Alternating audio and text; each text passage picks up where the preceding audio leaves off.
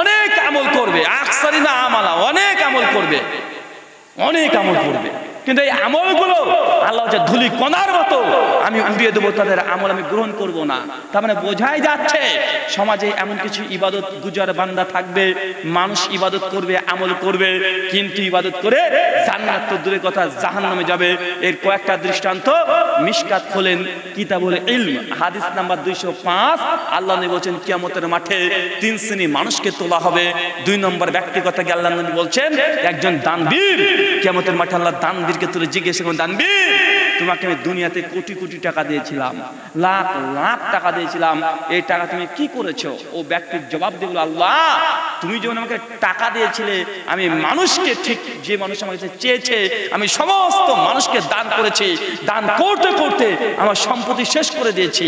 আল্লাহ বলবে, আনতা কাযাবতা, তুই মিথ্যা কথা বলছিস, তুই আমাকে খুশি করার জন্য আমার কাছে দান করিস নাই, দান তো করেছিলিস। মানুষ তোকে দানবীর বলবে এটা শোনার জন্য ফেরেশতা এই ব্যক্তিকে ধরে জাহান্নামে নিক্ষেপ করো। ফেরেশতাকে টানা হেঁচড়া করতে করতে টেনে হিঁচড়ে ওকে জাহান্নামে দিয়ে দিচ্ছে। ভাই কাকে কথা বলেন, কাকে? দানবীরকে। দানবীর দান করে করে সম্পত্তি অর্ধেক করে দিয়েছে। আমি আপনি ক টাকা দান করি, ক টাকা? 10 টাকার দান করতে বললে আপনার হাত দিয়ে বের হয় না। বাড়িতে যদি ফকির থাকে, ফকির আপনার বাড়িতে গিয়ে ভিক্ষা খুব কমই পায়। মানুষ যদি আপনাকে একটু যদি বলে যে আমাকে আজকে মাদ্রাসার জন্য এসেছি, 100 টাকা দিতে গেলে আপনার হাত পা কাঁপতে লাগে, আছে না? কথা বলেন। মসজিদের জন্য যে কেউ যদি বলে 500 টাকা আপনাকে ধরা হয়েছে, আপনার হাত পা কাঁপতে লাগে, এত টাকা কেন চাইছে, এত টাকা কেন দেবো, গত মাসেই তো আমি দিলাম। কত রকমের আপনার কাছে কথাবার্তা হয়। কিন্তু এই ব্যক্তি দানবীর হওয়ার পরেও এই ব্যক্তি জাহান্নামে যেতে হচ্ছে, কারণ এই ব্যক্তি দান করেছিল ইখলাস, বিশুদ্ধ নিয়াত। এটা ছিল না, কি ছিল না? কথা বলেন। বিশুদ্ধ নিয়াত ছিল না, ইখলাস ছিল না। মানুষকে দেখানোর জন্য দান করব, মানুষ জেনে নেবে, মানুষ জেনে নেবে, মানুষের জন্য আমি দান করছি, মানুষ আমাকে ভালো বলবে, দানবীর বলবে, আমার নাম এলাকাতে 1 নম্বর হয়ে যাবে। আমি দান করার কারণে মসজিদের সেক্রেটারি বানিয়ে দেওয়া হবে, দানের কারণে মাদ্রাসার প্রধান প্রিন্সিপালের দায়িত্ব আমাকে দিয়ে দিবে। এমন যদি নিয়াত হয়, আল্লাহ নবী তিনি পরিষ্কারভাবে বলেছেন ওই ব্যক্তিকে জাহান্নামে নিক্ষেপ করা হবে। তার মানে বুঝতে পারছেন, দান করেও মানুষকে জাহান্নামে যেতে হবে। আমিলাতুন নাসিবা, ইবাদত করে মানুষ ক্লান্ত হয়ে যাবে। তাসলা নারুন হামিয়া, আমি আল্লাহ তাকে জাহান্নামে নিক্ষেপ করব। অথচ সহিহ মুসলিম খুলেন, হাদিস 428, আল্লাহ নবী বলছেন সাদকাতু বুরহান, দান হচ্ছে দলিল। কি কথা বলেন? দান হচ্ছে দলিল। কোথাকার দলিল? জান্নাতে যাওয়ার জন্য। কারণ জান্নাত, এই জান্নাতে আমার একটা ঘর আছে। জান্নাত আপনাদের এলাকায় যত মানুষ আছেন সবার ঘর আছে, সবার ঘর আল্লাহ আগে থেকে রেডি করে রেখে দিয়েছে আপনার জন্য, ঘর একদম আছে। কারণ জান্নাত এটা আমাদের পৈতৃক সম্পত্তি। কি বললাম? জান্নাত কি?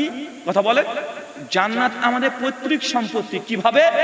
নবী আদম আর হাওয়া, আমাদের বাবা আর মা, সূরা বাকারা আয়াত নম্বর 28 থেকে 34।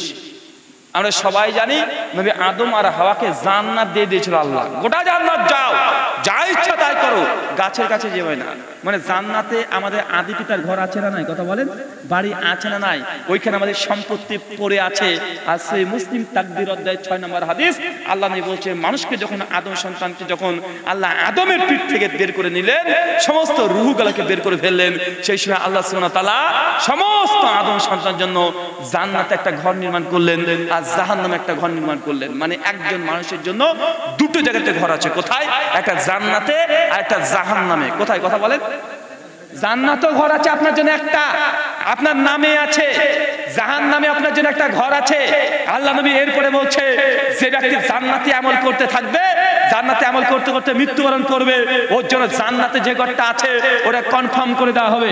বা ট্রেনের যেমন টিকিট কাটেন, আপনাকে ওয়েটিং লিস্টে রাখা হয়, আপনাকে একটা পর্যায়ে আপনাকে কনফার্ম করা হয়, কি হয় না? আল্লাহ নবী বলছেন প্রত্যেকটা মানুষের জন্য জান্নাতেও ঘর আছে, জাহান্নামে আল্লাহ ঘর প্রস্তুত করে রেখেছেন। এরপর যে ব্যক্তি ইবাদত করতে করতে আমল করতে করতে জান্নাতে আমল করবে, আমল করতে করতে ওই ব্যক্তিকে জান্নাতি দিয়ে দেওয়া হবে, জান্নাতের ঘরটাকে কনফার্ম করা হবে। আর যে ব্যক্তি জাহান্নামে আমল করবে ওই ব্যক্তির জন্য জাহান্নামের ঘরটাকে কনফার্ম করে দেবে। মানে জান্নাতে আমাদের ঘর আছে। এই জন্য আল্লাহ নবী বলছে সাদকাতু বুরহান, দান হচ্ছে দলিল।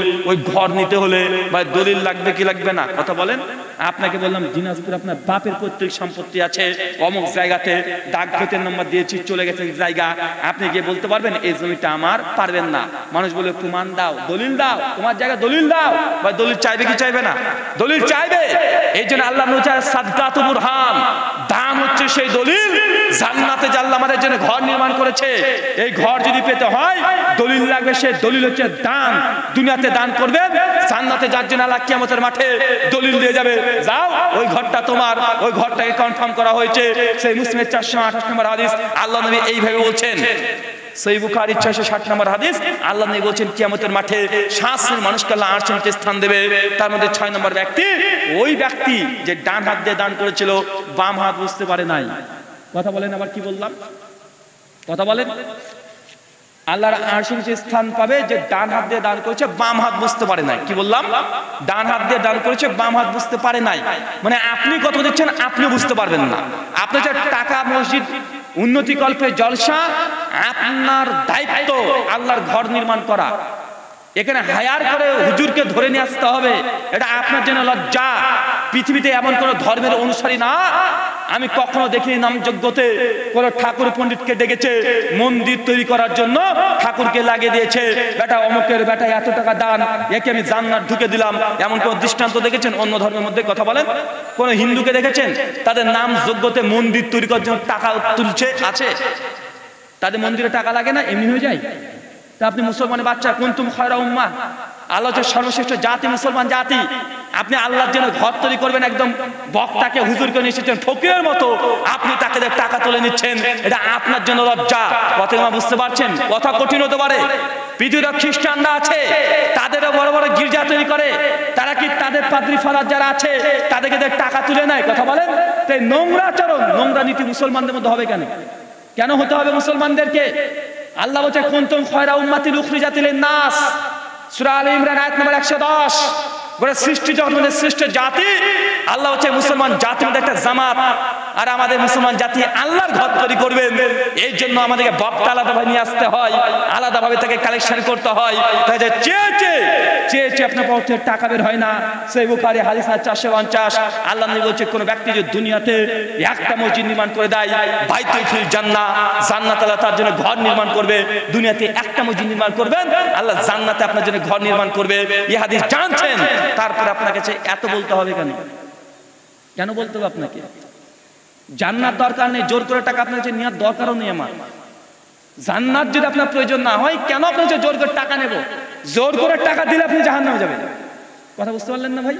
একটু আগে বললাম না দানবীর, মানে আপনি চাচ্ছেন না, জোর করে চেয়ে নিচ্ছে আপনার কাছ থেকে, পকেট থেকে বের করে নিচ্ছি, চক্ষু লজ্জার খাতিরে দিচ্ছেন যে রে সবাই তো দেখে নিল আমার নামটা, এখন যদি আমি না দিই কেমন হয়? এই যে আপনি লজ্জা, চক্ষু লজ্জার খাতিরে দিচ্ছেন, এটা হচ্ছে শিরকুল রিয়া হয়ে যাবে। মানে আপনি মানুষকে দেখানোর উদ্দেশ্যে, প্রেস্টিজের ভয়ে, লোক দেখো লোকে কি বলবে, এই ভয়ে আপনি দিচ্ছেন। জাহান্নামে যাওয়ার জন্য এই আমলটা যথেষ্ট হয়ে যাবে। কথা বুঝতে পারছেন? খুব কঠিন কথা। ইসলাম খুব স্পর্শকাতর বিষয়, কোনো হাসি ঠাট্টা দিয়ে চলে না। আল্লাহর নবী মুহাম্মদ রাসূলুল্লাহ সাল্লাল্লাহু আলাইহি সাল্লাম তিনি হাসি ঠাট্টা করে ইসলাম ধর্ম তিনি নিয়ে এসেছেন এমনটা নয়। একদম স্পর্শকাতর বিষয় ইসলাম। এটা হিন্দু খ্রিস্টান ধর্ম নয় যে নামযজ্ঞ চলবে, আশেপাশে নারী পুরুষ তারা ঘোরাঘুরি করবে, নামযজ্ঞ চলবে, পাশে ডিজে গান বাজবে, দুর্গাপূজা চলবে, সবচেয়ে দারুণ হিট সিনেমার গানগুলো চলবে। এটা হিন্দু ধর্ম, সনাতন ধর্ম, এটা ইসলাম ধর্ম নয়। মন্দিরের পাশে মানুষ মদ খাবে, এটা হিন্দু ধর্ম, বাধা নিষেধ নেই। মুসলমানের বাচ্চা এলাকাতে কোনো নোংরামি হবে, এটা ইসলাম পছন্দ করে না। আল্লাহ নবী বলছেন সুনান তিরমিজি হাদিস নাম্বার 83, তোমরা রাস্তাতে বসবে না। কোথায়? কথা বলেন। রাস্তাতে বসবেন না। নবী বলছে রাস্তাতে বসবে না, একদম ওপেন, রাস্তাতে বসা যাবে না। সাহাবীরা বলছে ইয়া রাসূলুল্লাহ, রাস্তাতে তো আমাকে বসতেই হবে, কারণ রাস্তাতে আমাদের কাজ, আমাদের লেনদেন, আচার সব রাস্তাতে। আল্লাহ রাসূল রাস্তাতে বসবো না মানে? আল্লাহ রাসূল বলছে রাস্তাতে যদি বসতেই চাও, রাস্তার হক আদায় করো। কোথাকার হক? জড় পদার্থ, রাস্তা, রাস্তার হক আদায় করো। সাহাবী আল্লাহ রাসূল রাস্তার হক, রাস্তার অধিকার? জি হ্যাঁ, রাস্তাতে বসবে না, বসতেই যদি হয় রাস্তার হক আদায় করো। এক, নিজের নজরটাকে নিচু করে রাখবে, খবরদার উঁচু করবে না। রাস্তা দেখিয়ে যাচ্ছে, কোন মেয়ে যাচ্ছে, টুক করে তাকিয়ে দেখে নেবে, এটা করবে না। করলে তোমার জন্য জাহান্নামে যার জন্য একটা রাস্তা হয়ে গেল। রাস্তাতে বসতে হলে রাস্তাতে বসো, তবে তোমার দৃষ্টি নিচু রাখো। 2, রাস্তাতে কোনো পথিক যদি চলে, রাস্তাতে কোনো পথযাত্রী যদি যায়, যে জিজ্ঞাসা করে ভাইজান আমি অমুক গ্রামে যাব, ওই জায়গাটা কোনটা বলতে পারেন? দায়িত্ব নিয়ে যত কাজ আছে ফেলে ধুয়ে আগে ওই পথিককে রাস্তা দেখাতে হবে। কথা বুঝতে পারলেন না? যদি কোনো পথিক থাকে, যদি বলে ভাইজান আমি অমুক জায়গাতে যাব, চিনতে পারছি না, একটু বলে দেন না কোথায়। আপনার যতই কাজ থাক, কাজকে ফেলে দিতে হবে। আগে আগে আপনার কাজ বন্ধ থাকবে, ওখানে যাই করেন না, কাজ নিজের বন্ধ, আগে পথিকের কাছে যান। জি ভাই কি বলছেন? ভদ্রভাবে, একদম ভদ্রভাবে। নোংরামি উল্টাপাল্টা আচরণ করুন, এটা ইসলাম নয়। একদম দায়িত্ব এটা আপনার, নচেত রাস্তায় বসে আপনার জন্য জায়েজ নয়। যদি এই কাজ করতে না পারেন, নচেত রাস্তাতে বসবেন না, জায়েজ নয়, আপনার জন্য হারাম হয়ে যাবে। দায়িত্ব নিয়ে তার কাছে যাবেন ভদ্রভাবে, তাকে জিজ্ঞেস করেন ঠিকানা কোথায়, জানলে বলেন, যে না জানেন আপনি ওই ভাইকে ধরে আরেকজন যে জানে তার কাছে নিয়ে যান। এটা ইসলাম, এটা ইসলাম। ইসলাম কি পেয়েছেন? খুব কঠিন জিনিস। ধর্ম মানবেন না, মানিয়েন না, ধর্মের নামে ফাজলামি করে ইসলাম পছন্দ করে না।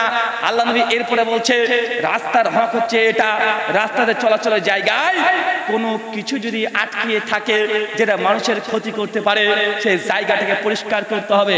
মানে রাস্তাতে দেখছেন একটা বাঁশকে পুঁতে রেখেছিল, বাঁশের একটু অর্ধেক বেরিয়েছে, মানুষ গেলে পায়ের সঙ্গে উজট খেয়ে পড়ে যেতে পারে, মানুষের ক্ষতি হতে পারে। ওই বাঁশটাকে আগে আপনাকে কেটে একদম রাস্তাকে সমান করতে হবে। কথাকে বুঝতে পারছেন?